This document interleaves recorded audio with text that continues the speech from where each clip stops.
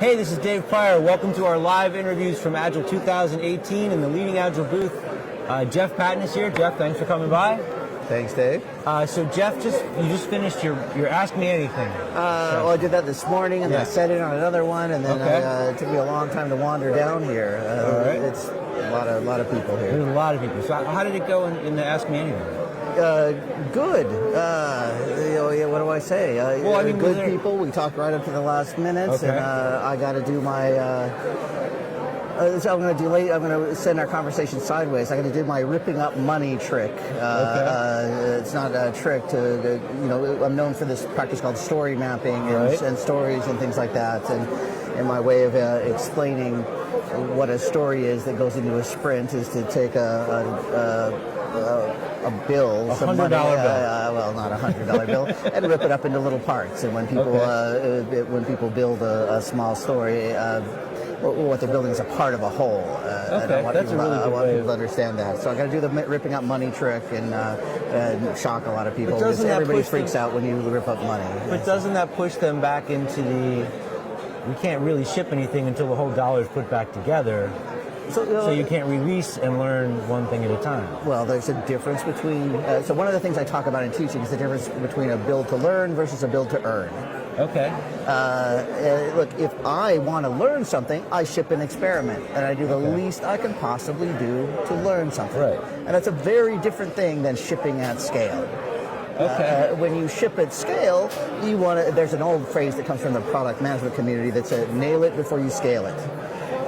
Look, if I'm a big company like, let's say, Spotify, and I've got a feature that I think people will like, it would be cool if I could release it to a very small subset of my audience. And for a subset for a company like Spotify might be thousands of people. Right, and you get the feedback. And they get the feedback, and they iterate it and change it. But scaling at Spotify means millions of people. Right. Scaling at Spotify means localized to lots of different languages and things like that. And so, and when you ship an experiment, the value is in what you learn. Yeah. You don't earn ROI on it. Okay. And when people use this weird word value, there's value from learning. There's sometimes they think it means money or return on investment. Sometimes it's learning. And when you've got a feature that you want to, even when you want to ship something to learn, and it takes a week to build, let's say, it's not terribly long, but I still want to break that thing down into 20 small parts. Right. And now each of those parts are parts of the whole. Okay. And what you learn by breaking it down into 20 parts is that when you build one part, what you as a team learn is, now I can reorganize those, and I can start by building the riskiest or scariest parts first. Okay. And then that mitigates delivery risk. If I predicted they would take a day to build and they take 2 days to build, now I've learned how predictable I can be. Okay. So we as a team learn something. Just learning about what the customer's response is, but learning how you're working. Yes. And how to get better. Yeah. Look, at the end of every sprint, let's be really clear. If you use the word iteration or sprint, you build a bunch of stuff, and at the end of the sprint you show it and your team looks at it. What you learn is how something about the quality of what you built. Yeah. You don't get any ROI from that. You don't get. I talk a lot about the difference between output and outcome. Yeah. Outcomes don't happen unless things come out. Okay. And so if you don't ship it, you don't get any value. All right. And the truth is, it's hard to impossible to break a product down into things that take a couple days to build and can be delivered it's impossible to deliver at scale. Okay. In fact, it would be foolish to deliver at scale until you had shipped a little bit to learn. And then back to what I said before, nail it before you scale it. So this is not where you wanted to go with this conversation. That's okay, but you keep saying that, and the thing I keep thinking is I wish that companies would use that phrase before they tried to scale Agile in their organization. I was talking to Ron and Chet yesterday. Why do you want to scale the inability to finish work in a sprint? There's part of the reason, when we're talking about software, part of the reason you nail it before you scale it, and what we mean by that is we make sure we're delivering the right software because figuring out how to scale it to tens of thousands, hundreds of thousands, millions of users is a different problem. And hopefully it's a problem we've solved. But the bigger risk is scaling it out to millions of people and then finding out that what we've scaled out to millions of people isn't something that anybody wants at all. So we solve that problem first before we solve the other one first. The same thing is true with Agile development. So basically, if we nail the functionality and then we scale the functionality, we split up those two problems. It's another way of splitting things. But the product that we scale, that changes things. The process you scale changes things. Scaling Agile isn't just the same. Isn't just repeating what works in one team across 50 teams, 100 As teams. the world is slowly and painfully learning. Yes, it's a different shape. It's a different thing. You kind of want to nail it or prove that it works, but scaling isn't as simple as saying everybody's had the experience as an engineer where you produce something that's a prototype and then they say now ship it to everybody. Same thing can happen with process. Works in that team, now everybody do the same thing. It doesn't work that way. Cool. All right, so now you ready for my... So the last time we did an interview at a conference a couple years ago, and we talked about story mapping.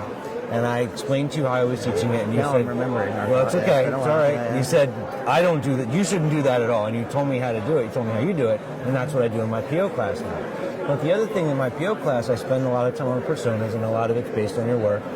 And I've had these questions coming up and questions I've been asking myself, and I figure, well, now that you're here, I'll just ask you. Perfect. Okay, so... And I'll make up something. Well, that's fine. So, but I'll be able to back it up either way. In my class, when I have them create proto personas, fakey personas, sometimes they're really vague, and sometimes they're a lot more detailed and be like, well, okay, here's a 32-year-old mother, and she's a yoga teacher, and like, oh, we all know what yoga teachers are like, or oh, we all know what hipsters are like, and they draw a picture of the guy with the beard and whatever. And these questions start coming up about, aren't you kind of profiling people? So, and to me, I'm thinking... Profiling racially profiling or stereotyping. Stereotyping, you know? So they're like, well, she owns a lot of activewear and she shops at Whole Foods. Well, okay, so in a lot of people's brains, that's a certain type of person, where they might assign behavior traits to that person. And I think yes, and is that bad? Probably, and it's also good, probably, in some ways. But I wanted to see where you were with that. If you don't have data to base it on.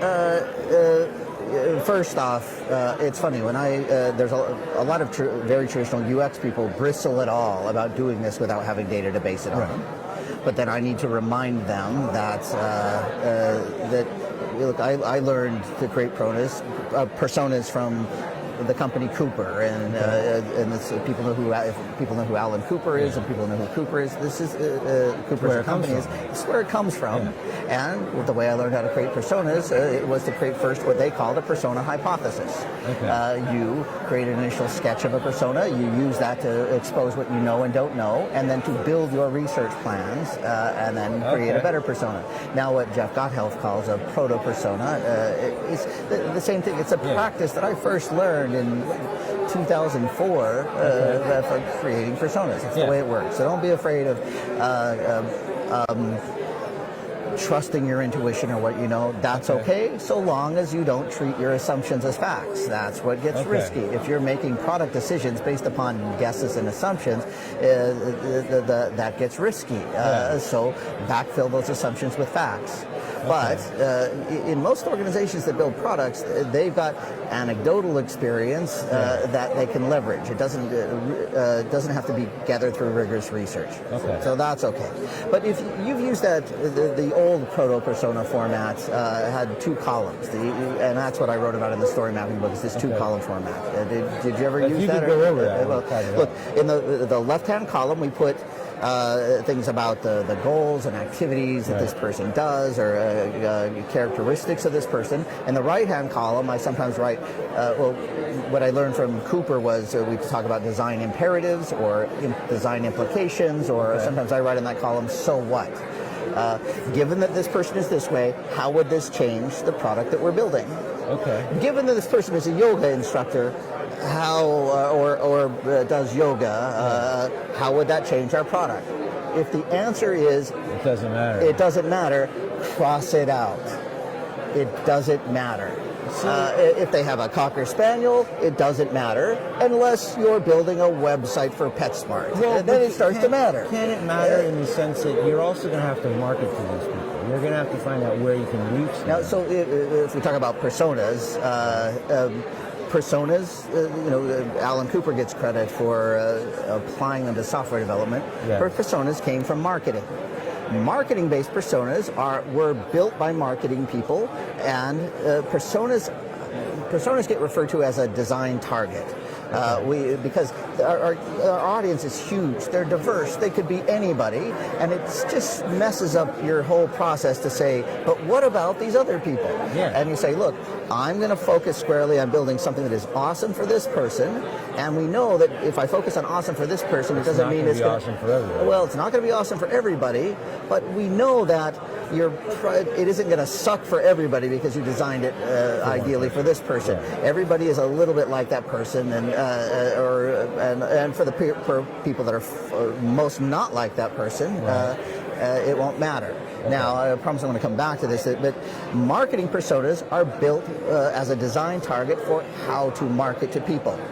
And that's when it starts to matter whether, look, if I've got a product and I'm going to sell it to teenagers, or I'm going to sell it to retirees, or I'm going to sell it to yoga people, or I'm going to sell it to Dungeons and Dragons playing Cheeto eating people. I might, and I'm one of them, but I might create different personas because if I'm doing a marketing persona, I want to know, how do I get a hold of these people? Do I advertise in sports magazines? Do I advertise on YouTube or things like that?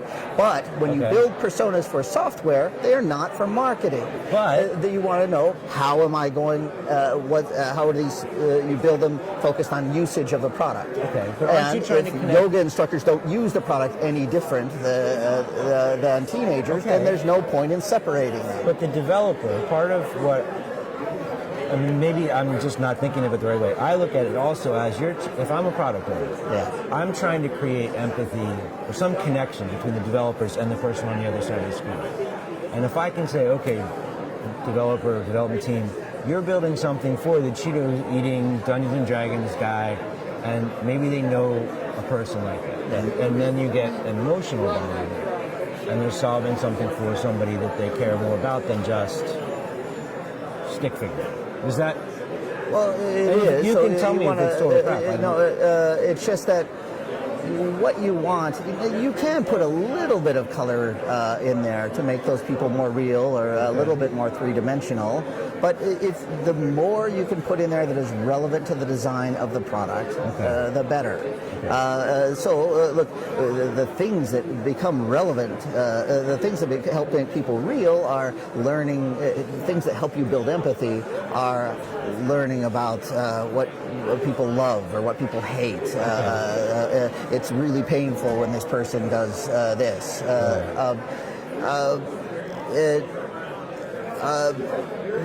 If you can include, look, I almost need an example product to talk about. You think of a product you were working with? Or last time you talked about the iPhone. That's a tough one. Well, it can be. Actually, no, we were talking about, you pulled up AC/DC and you were talking about people that listen to AC/DC. Yeah, what was I wonder what product I was I don't remember. I don't want to go too far sideways with this. Well, let's say a Kanban app. A Kanban app? Yeah. Kanban board on a phone or a computer. Let's talk about something like Trello, for instance. It's not necessarily Kanban, but it's a little bit more general use. Kanban. They think it's Kanban. Yeah, so they think it's Kanban, and they might see it as Kanban, and I can create a profile or a persona. Sure.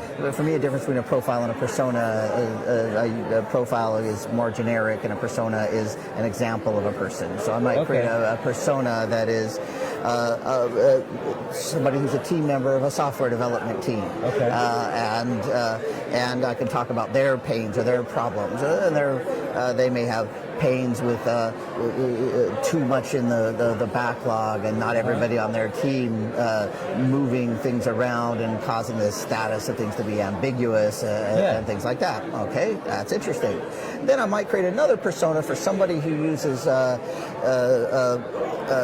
somebody who is, let's say, a homemaker who uses Trello to coordinate with a group, a kid's school activity, and she coordinates with other parents to do this stuff. And I might say that she has challenges because not all the parents she works with will install or use the app, and because she's working on projects and with other parents and things like that. Often she's got many projects going on at the same time, or that might not be the case with a team that works on one product team and things like that. So now I've got one of the phrases I use all the time that helps you figure out if you've got a different persona on your hands is this phrase, difference that makes a difference. I got that from Cooper. If there is a difference that makes a difference in the way that people would use your product, then it's a good cue to split it. Now, I might separate the homemaker or that is using Trello to coordinate on multiple different projects. So she's got multiple projects to work with. The difference that makes a difference in that situation is the fact that she's working with multiple projects, and I want an example of multiple projects and why that's painful or hard. And then the developer working on a team, they may be working. He may be primarily focused on the team's work, and so that multiple projects versus singular projects is a difference that makes a difference. Whether one likes Cheetos or not is not. Matter. Whether one does yoga or looks good in yoga pants is not a difference that makes a difference. That's awesome. So, and it's the thing that you clarified for me that I hadn't really connected with before was there's a difference between a marketing and a software. So a marketing persona is, look, if I was going to create a marketing persona, how are we going to get it to him? Hey, have you seen, so I watch YouTube. I'll consume some YouTube stuff because I see, I'll catch the... fail videos? No, not the fail videos. It's the political satire shows, things like that, the late night with Trevor Noah stuff, and so I'll catch clips on those. So I've been seeing a lot of YouTube videos lately. And there's but YouTube has commercials.